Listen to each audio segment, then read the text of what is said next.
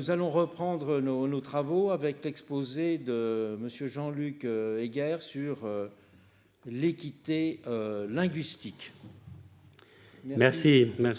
Je remercie tout d'abord le professeur Mantovani qui m'a invité et je suis très heureux de pouvoir présenter le plurilinguisme suisse dans cette enceinte prestigieuse. Alors,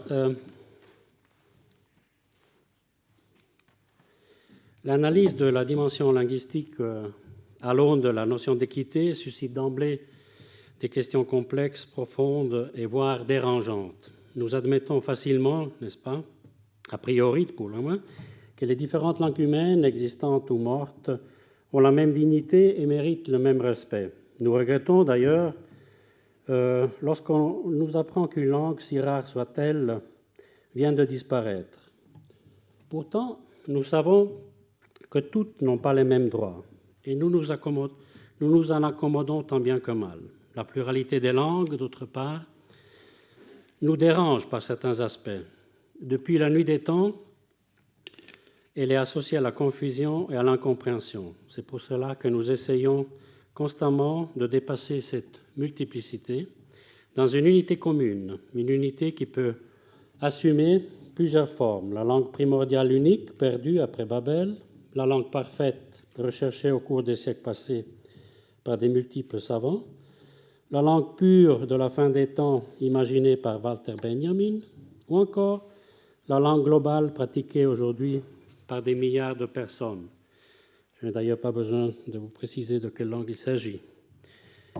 Une telle tendance vers l'unité est une constante de l'histoire de l'humanité, à laquelle la gestion du plurilinguisme n'échappe pas. En Suisse, pays plurilingue depuis longtemps, et qui a fait même de sa diversité linguistique et culturelle un de ses éléments constitutifs, cette reductio ad unum laisse des traces bien visibles encore aujourd'hui, notamment lorsque des choix importants s'imposent en matière d'enseignement, d'attribution de marchés publics, de procédures judiciaires, de publications officielles, pour ne citer que quelques exemples. Mais n'ayez crainte, ce n'est pas mon intention ici de réécrire l'histoire des langues dans le monde. Dans cet exposé, je voudrais simplement vous parler du plurilinguisme institutionnel suisse et montrer en particulier de quelle manière une approche équitable de cette réalité juridique et institutionnelle est susceptible de transformer, par une sorte de déconstruction vertueuse, la notion d'équivalence et peut avoir, à un niveau plus concret, des implications tangibles sur l'interaction fructueuse entre plusieurs langues. On verra par ailleurs que le principe d'équité nous oblige d'une certaine manière à reconsidérer et peut-être même à redéfinir certaines notions centrales en matière de plurilinguisme, comme par exemple celle de traduction ou celle d'autorité textuelle. Mais on pourra constater aussi que la tension que je viens d'évoquer entre l'unité et la pluralité accompagne en trame de fond tout discours sur la coexistence équitable de plusieurs langues. Alors, si l'on examine les dispositions du droit fédéral qui règlent le rapport entre les langues officielles, on s'aperçoit que l'on se trouve face à ce que l'on pourrait appeler un régime d'équivalence. Le droit fédéral, en effet, ne connaît pas la notion de minorité linguistique, car il attribue aux trois langues officielles une valeur équivalente. Vous me pardonnerez de laisser de côté dans mon exposé la question de la langue romanche. Alors, quelques exemples. L'article 70 de la Constitution, les langues officielles de la Confédération sont l'allemand, le français et l'italien. La loi sur les langues souligne pour sa part l'importance constitutive pour la Confédération suisse du plurilinguisme. Vous voyez à l'article 2, par la présente loi, la Confédération vise à renforcer le quadrilinguisme qui caractérise la Suisse, à consolider la cohésion nationale, à encourager le plurilinguisme individuel et institutionnel dans la pratique des langues nationales. Il y en a après un article 3. Dans l'accomplissement de ces tâches, la Confédération respecte en particulier les principes suivants. Elle veille à accorder un traitement identique aux 4 langues nationales. elle garantit la liberté des langues dans tous les domaines de l'activité de l'État. Il s'agit là, je le concède, de dispositions basilaires et fondamentales qui énoncent les principes qui régissent l'organisation et le fonctionnement de l'État. Il est toutefois vrai que l'on se meut ici à un niveau plutôt abstrait. Or, cette même équivalence caractérise aussi des aspects plus concrets.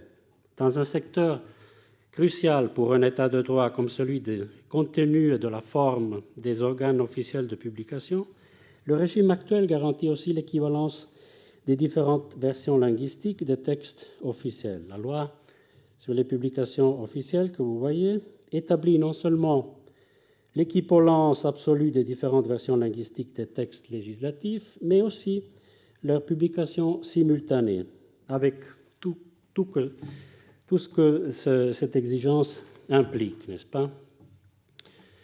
Pour résumer le contenu principal de ces dispositions, on peut affirmer qu'en Suisse, pour le moins au niveau fédéral, plusieurs langues ont le statut de langue officielle et de plus, le quadrilinguisme est défini comme élément essentiel, même constitutif, de la théorie de l'État suisse.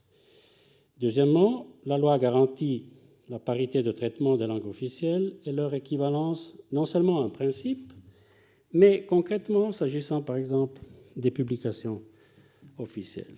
Mais on peut se demander quand même que signifie exactement être équivalent pour différentes langues officielles. Si être équivalent signifie avoir une certaine unité, être un, ou du moins tendre vers l'unité, cette question nous rappelle l'une des thématiques les plus classiques et les plus discutées de la spéculation philosophique occidentale, à savoir le rapport entre l'un et le multiple.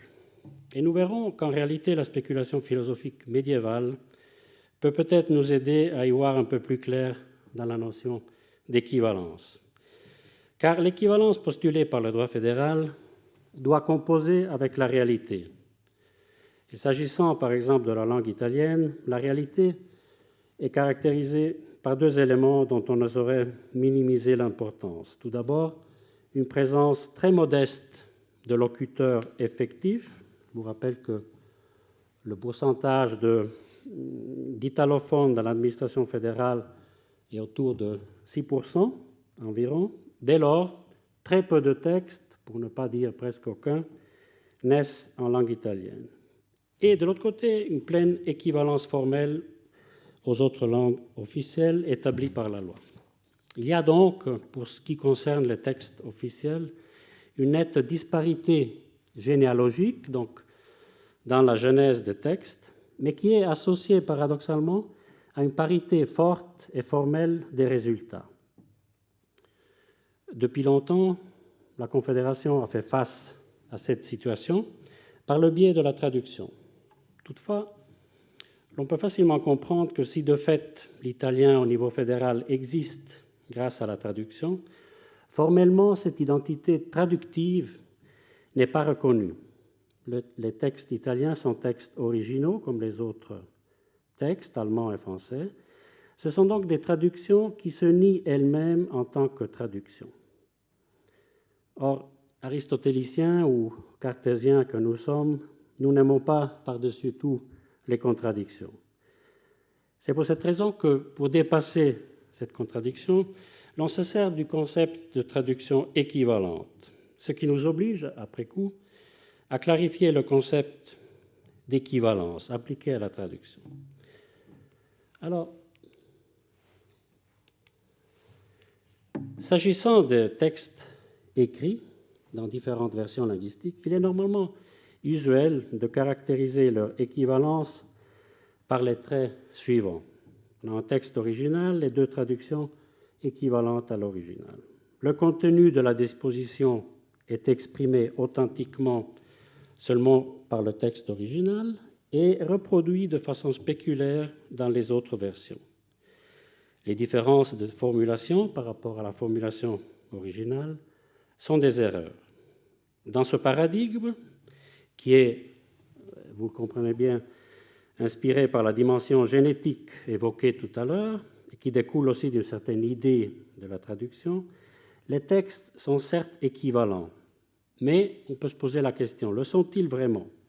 Ou en d'autres termes, est-ce qu'un tel paradigme est réellement équitable? Il est en tout cas compatible et même conforme avec les dispositions législatives ou constitutionnelles que nous avons citées. Il est donc juridiquement correct. Mais l'on mesurera peut-être plus aisément la signification exacte de cette idée d'équivalence en mettant en évidence certaines de ses conséquences, qui sont soit dit en passant, hélas, qui font parfois, hélas, partie de l'expérience générale de la vie dans un contexte plurilingue. Alors, il y a 3 conséquences.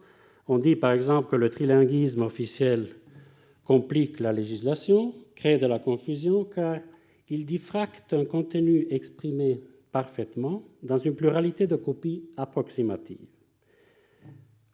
Autre reproche, dans la traduction, l'on perd de l'information. Et enfin, l'équivalence est une fiction juridique. En cas de divergence, il faut se référer au texte original. L'on s'aperçoit que dans ce modèle, la mesure de l'équivalence est l'adéquation plus ou moins fidèle à un original et à un seul.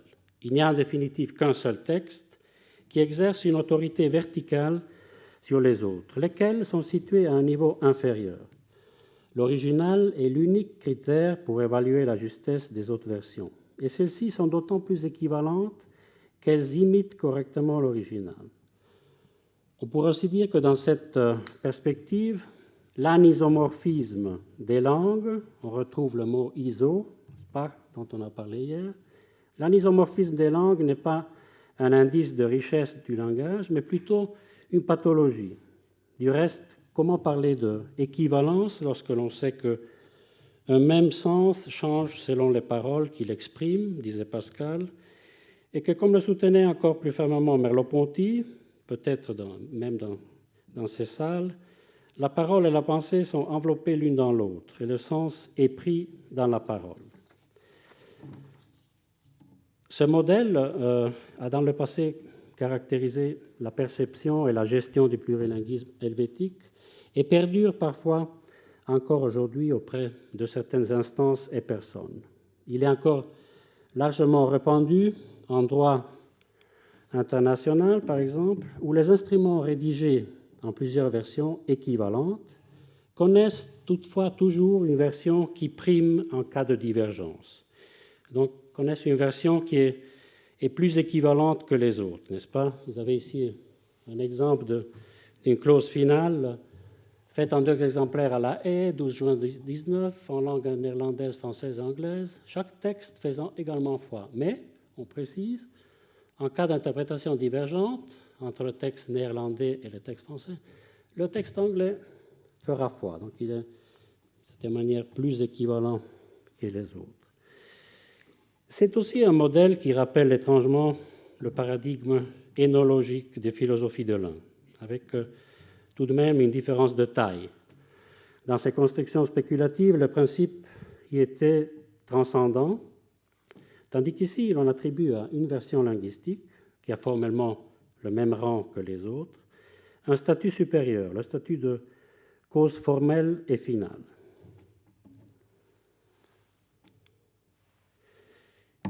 Il existe pourtant une autre manière de penser l'équivalence.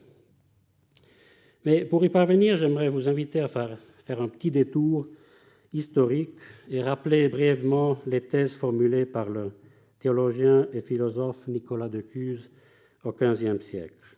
Dans sa spéculation, le cardinal a proposé différentes figures conceptuelles pour illustrer le rapport entre l'un infini, ineffable, et les multiples façons de l'exprimer. Dans son œuvre majeure, qui est la Docte Ignorance, il postule notamment une distance infinie entre l'un et les catégories qui tentent de l'exprimer.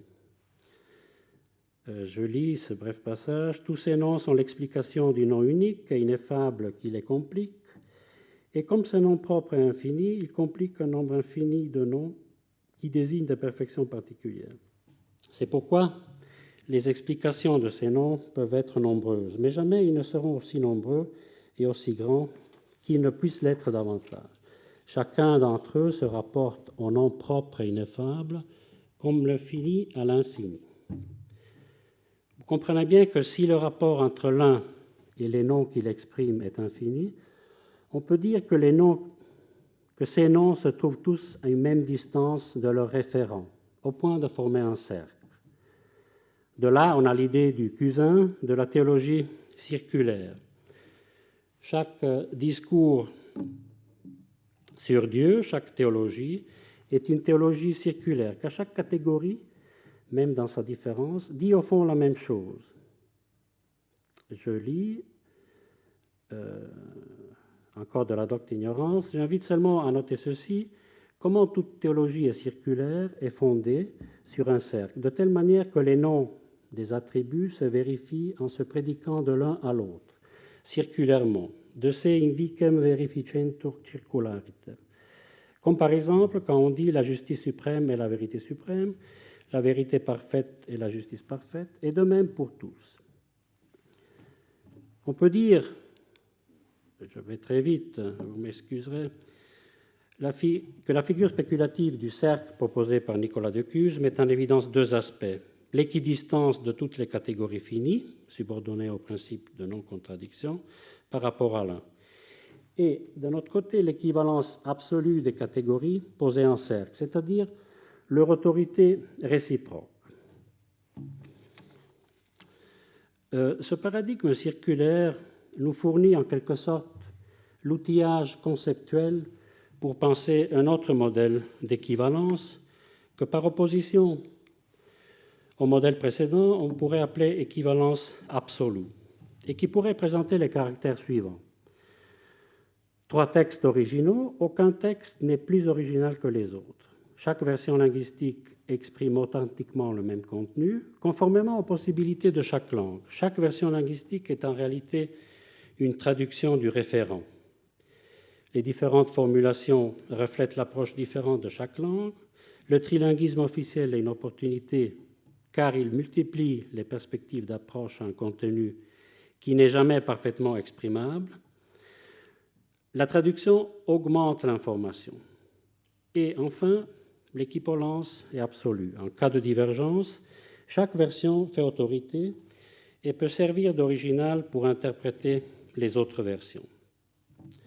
Alors si on met côte à côte les deux paradigmes, on voit mieux leurs différences.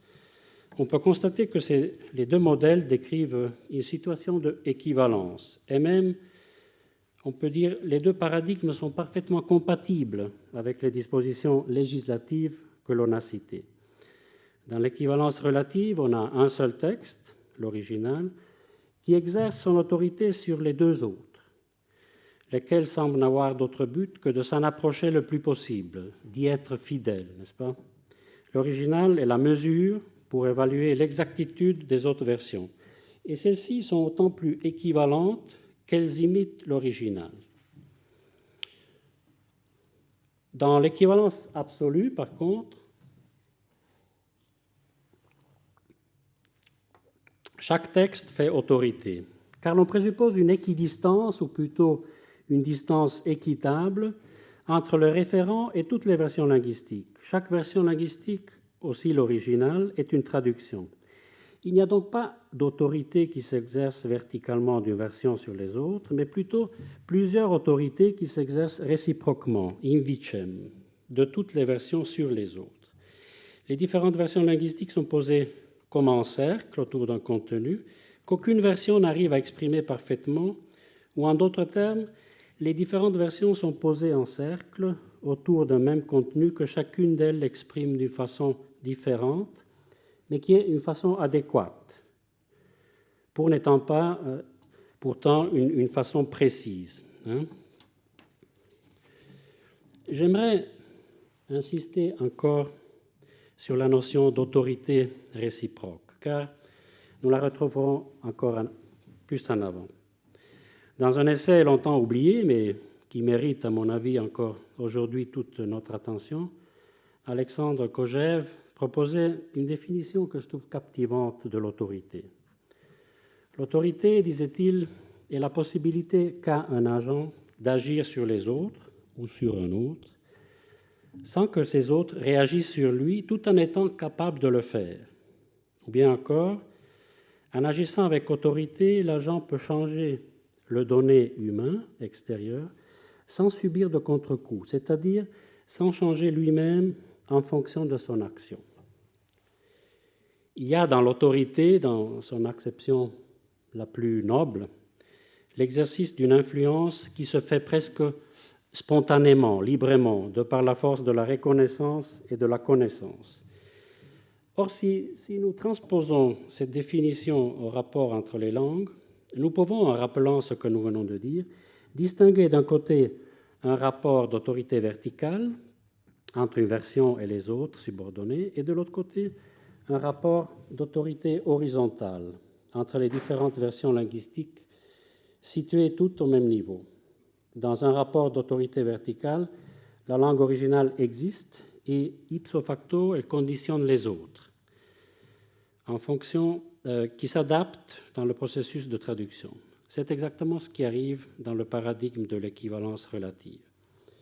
Par contre, dans un rapport d'autorité réciproque et horizontale, chaque langue a la possibilité, l'autorité, disons, d'agir sur les autres sans changer elle-même, en exerçant tout simplement son pouvoir sémantique.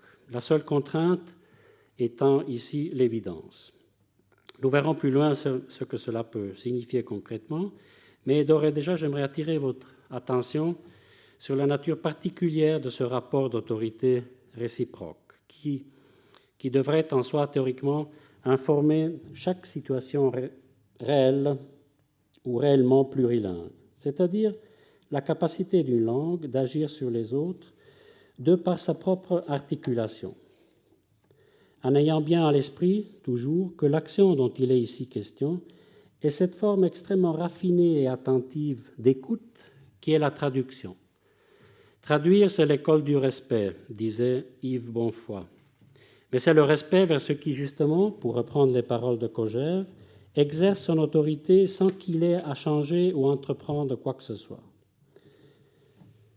Maintenant, en gardant à l'esprit ces éléments théoriques, j'aimerais montrer maintenant de quelle manière, au niveau fédéral, on assure, ou pour le moins on essaye d'assurer, une gestion du plurilinguisme institutionnel axée sur le paradigme de l'équivalence absolue, à l'avantage d'une des langues officielles, c'est-à-dire l'italien. Nous verrons que l'actualisation pratique de ces principes d'équité requiert à la fois des garanties procédurales, que je vous ai exposées ici, et aussi une approche particulière des textes de la part des traducteurs.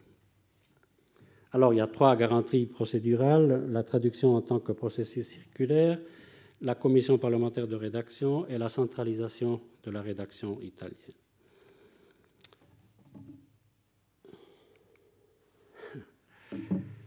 La traduction, je viens de le souligner avec les mots de Yves Bonfoy, est l'école du respect. Mais il faut aussi admettre qu'elle ne l'a pas toujours été, car elle recèle en soi aussi de grands potentiels de violence. Et les violences en particulier lorsqu'elle est à sens unique, et elle ne vise qu'à transposer une seule logique dominante dans les autres systèmes linguistiques. Dans une telle configuration, il y a en réalité une seule langue qui parle à travers les formulations des autres idiomes. Un dessinateur suisse avait, il y a quelque temps, donné une représentation un peu caricaturale, mais je trouve assez éloquente d'une telle situation. Si par contre, nous tenons compte de la nature processuelle de la genèse des textes, en particulier des textes de loi, nous pouvons faire de la traduction un moment privilégié d'analyse interlinguistique des textes et lui faire assumer un rôle de premier plan dans la garantie de la qualité d'une rédaction officielle trilingue, et cela dans une double perspective. En premier lieu, en faisant bénéficier les différents textes des apports résultant des réactions et observations de certains de ses destinataires ou de l'examen de la part d'autres spécialistes. Si nous considérons la procédure législative normale, nous nous apercevons qu'avant d'être adoptée, une loi connaît différentes versions provisoires. On a un avant-projet, projet du gouvernement, les dépliants qui enregistrent les amendements parlementaires, et puis le projet pour la votation finale pour l'adoption de la loi. Alors, je ne rentrerai pas dans les détails de toutes ces étapes, mais ce qui est important, dans chacune de ces phases, les textes subissent des modifications matérielles dues aux options politiques et au débat parlementaire. Mais chacune de ces phases est aussi une occasion pour repenser, reconsidérer certains choix linguistiques et formulations, que ce soit sur la base des observations des institutions, donc principalement des cantons, d'un député, ou bien tout simplement parce que la relecture du texte met en évidence des incohérences ou des problématiques restées jusqu'alors ignorées. En ce sens, l'élaboration des différentes versions linguistiques peut être considérée comme une sorte d'avancement par ajustement successif, un approfondissement et un perfectionnement progressif. Mais, et nous voici à la deuxième perspective, cette nature processuelle de l'élaboration des textes présente aussi l'avantage, ou disons la valeur ajoutée, de pouvoir avoir une incidence sur les textes génétiquement originaux.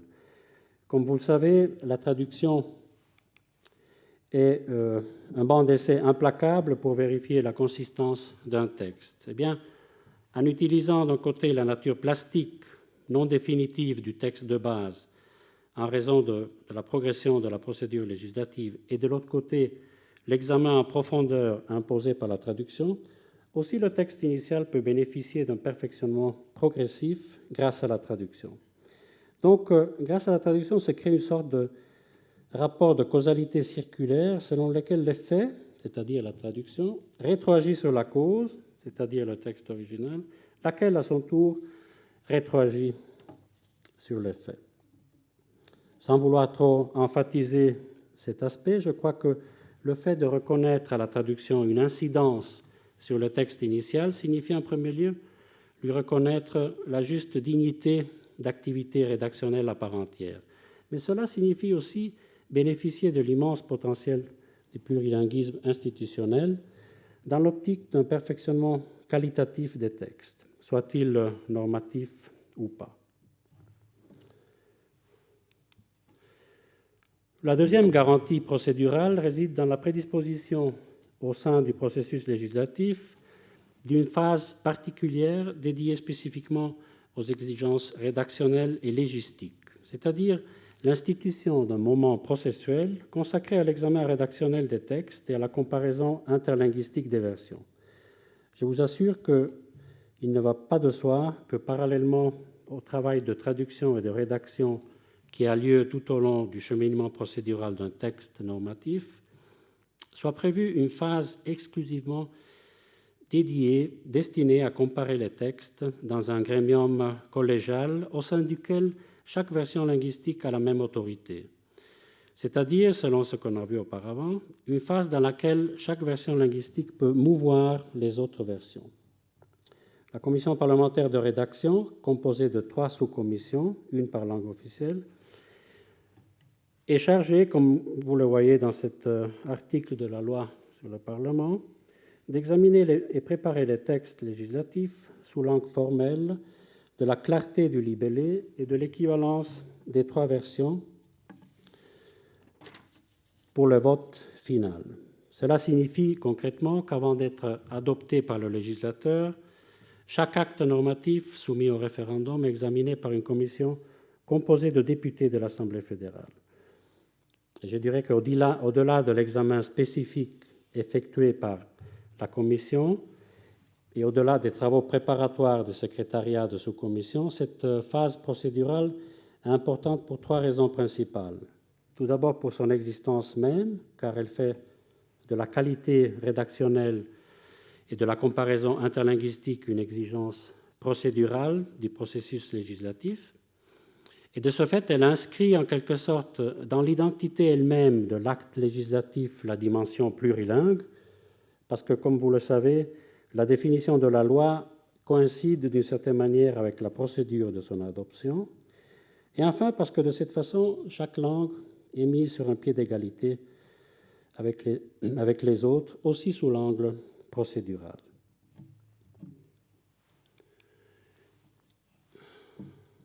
Une dernière garantie procédurale est la centralisation de la responsabilité des textes officiels publiés dans les deux principaux organes de publication, la feuille fédérale et le recueil officiel des lois, dans un seul service. Je vous rappelle à ce propos la disposition que vous voyez projetée de l'ordonnance qui régit les procédures et les compétences des services linguistiques de l'administration fédérale, qui dit « L'unité de la chancellerie qui fournit les prestations linguistiques en italien est responsable de la version italienne des textes publiés dans le recueil officiel et dans la feuille fédérale. » Vous me direz, mais c'est tout à fait normal que l'unité administrative qui fournit les prestations linguistiques en italien assume une telle responsabilité. Pas tout à fait. Il faut savoir que pour ce qui a trait aux textes publiés dans les mêmes organes, la responsabilité pour les versions allemandes et françaises incombe aux offices, c'est-à-dire au ministère. Ce sont les offices qui donnent les bonnes à tirer pour les textes dans ces deux langues et qui décident en définitive leur contenu. Eh bien, contrairement à ce qui est prévu justement pour les autres deux langues officielles, la compétence pour la version italienne est centralisée auprès de la chancellerie fédérale. Il y a donc un déséquilibre dans la structure organisationnelle, une sorte de disparité qui est justifiée justement pour des raisons d'équité. Elle vise notamment à remédier aux anomalies suivantes. Tout d'abord, le manque de spécialistes et de juristes de langue italienne dans les offices. Il y a des préoccupations d'efficience et de coordination, parce que le fait de pouvoir suivre un texte dans l'ensemble de la procédure législative est un grand avantage. Et enfin, il y a aussi la préoccupation de maintenir les compétences linguistiques dans un contexte alloglotte, qui est celui de la capitale Berne, où l'on parle allemand, pour éviter effectivement l'isolement des traducteurs dans les offices. Donc, pour résumer, les trois instruments institutionnels que l'on vient de décrire agissent sur des plans différents, sur la traduction, sur la procédure législative et sur la structure des organes étatiques. Ils redéfinissent certaines notions comme celle de traduction et créent dans un certain sens une sorte de déséquilibre dans l'organisation des unités administratives. En fait, ils ne visent qu'une seule chose, c'est-à-dire une présence équitable des trois langues officielles. Ou par présence équitable, il faut entendre justement une même autorité textuelle. De sorte que si je devais vous proposer une définition de l'équité linguistique dans le domaine institutionnel, je dirais que c'est la situation qui permet à chaque langue d'exercer de par elle-même l'autorité sur toutes les autres. Lors de l'élaboration du Code civil suisse, il y a désormais plus de 100 ans, la commission de rédaction chargée d'apprêter le texte définitif dans les trois langues résumait son travail justement en termes d'influence réciproque des textes, d'égale autorité textuelle. Elle écrivait dans son rapport: « D'autre part, nous espérons n'avoir rien négligé pour que la concordance entre les trois textes soit établie. Pour atteindre ce but, nous avons dû souvent adapter le texte allemand au texte français ou italien, si bien qu'aucun des textes ne saurait être envisagé comme une simple traduction. » Je dois dire que le résultat de cette pondération progressive des différentes autorités textuelles est parfois la présence de dispositions formellement différentes, car expression chacune du génie de chaque langue. Alors je vous montre ici un exemple d'un article du Code de procédure pénale, où vous voyez en allemand et en français, on a une perspective presque chronologique ou narrative. Si un moyen de preuve est recueilli grâce à une preuve non exploitable au sens de la ligne 2, il n'est pas exploitable lorsqu'il n'aurait pas pu être recueilli sans l'administration de la première preuve. C'est une formulation d'une norme qui peut être très bien exprimée d'une façon plus concise et d'une façon plus, disons, épistémique ou bien déontique, come on a fait dans la version italienne, le prove raccolte esclusivamente grazie a prove non utilizzabili, secondo il capoverso 2, non possono essere utilizzate. Où on a une différente formulation, mais d'un contenu matériel qui est exactement le même. Il s'agit là, vous comprendrez, pour un juge d'une arme herméneutique unique. Mais en plus, je trouve qu'il s'en dégage une indubitable richesse et aussi une certaine beauté à entendre comme la proportion existante entre une multiplicité d'éléments divers. Et c'est là, pour conclure, cela n'est pas étonnant, car si l'on sait que certains artistes ont établi un lien très fort entre le beau et l'équité. Constantin Brancusi disait « Le beau n'est pas autre chose que l'équité absolue ». Je vous remercie.